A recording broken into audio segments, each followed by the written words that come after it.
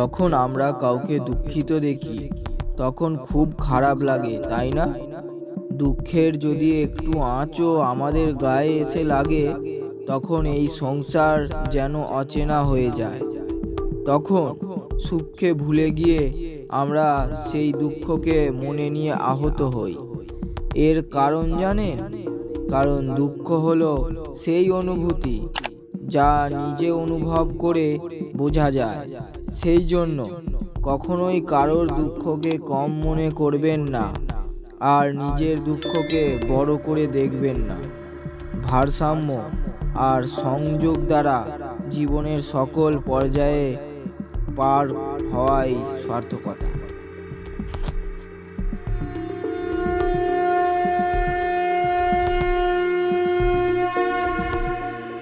বলা হয়, ভাগ্য যার সঙ্গে থাকে তার অসম্পূর্ণ কাজও পূর্ণতা পায়। আমার কর্মই আমার ধর্ম। যে ব্যক্তি এই মানসিকতায় কোনো কার্যের শুভারম্ভ করে তাকে সংসারের কোনো ক্ষমতাই আটকাতে পারে না। তার জয় ঈশ্বরও আটকাতে পারে না। সেই জন্য কেবল ভাগ্যের ভরসায় বসে না থেকে পরিশ্রম করুন আর সাফল্য অর্জন করুন।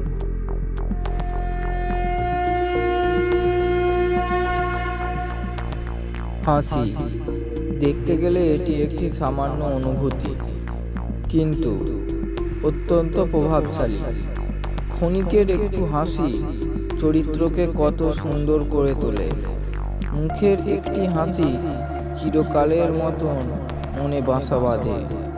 গৃহ আর জীবন দুটোই সুবাসিত করে তোলে। যে হাসি চরিত্রকে এত মনোহরণকারী বানাতে পারে, ভাবুন সে চরিত্রকে কতটা গুণবান করে তুলতে পারে। সেই জন্য সর্বদা মুখে হাসি রাখুন, সর্বদা হাসতে থাকুন, যাতে আপনার সাথে জড়িত লোকজনেরাও মুহূর্তের জন্য হলেও সুখের অনুভূতি লাভ করে, নিজের দুঃখ ভুলে গিয়ে অন্যকে সান্ত্বনা দিতে পারে। যেদিন কষ্টের মধ্যেও হাসতে শিখে যাবে, সেই দিন অস্তিত্ব, ব্যক্তিত্ব আর চরিত্র তিনটি সুবাসিত হয়ে উঠবে।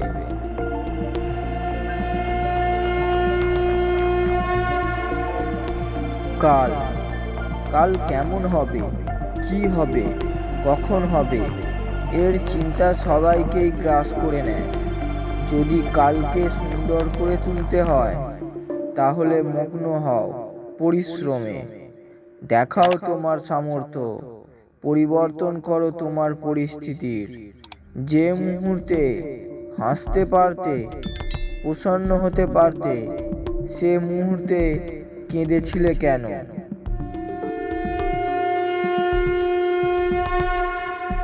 সম্পর্ক, এটি হলো সংসারের সবথেকে সুন্দর উপহার। কিন্তু মনকে আনন্দ দেয়া সম্পর্ক কখনো কখনো মনকে কষ্টও দিয়ে থাকে। এমন অবস্থায় আমরা হয় লড়াই করি অথবা উপেক্ষা করে সেই সম্পর্ক ত্যাগ করি।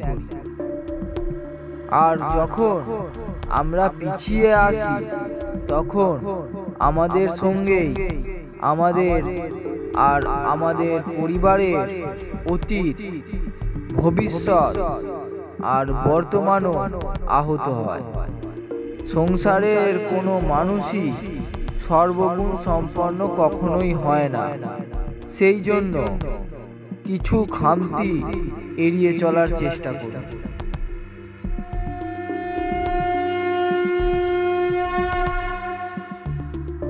যখন মন শান্ত থাকে তখন এই সম্পূর্ণ সংসার কি সুন্দর বলে মনে হয়, তাই না? আর অন্যদিকে যখন মন অশান্ত থাকে তখন সুখের মধ্যেও দুঃখের কাঁটা মিটতে থাকে। এখন আপনি জানতে চাইবেন যে মনকে কিভাবে শান্ত রাখা যায়। প্রেম, সম্পর্ক, সঙ্গ, এই সব হলো সংসারের সর্বাধিক গুরুত্বপূর্ণ পুঁজি। যাই হোক না কেন, কেউ এদের সঙ্গ ত্যাগ করবেন না। এই শিক্ষা গ্রহণ করুন, শান্তি লাভ করুন।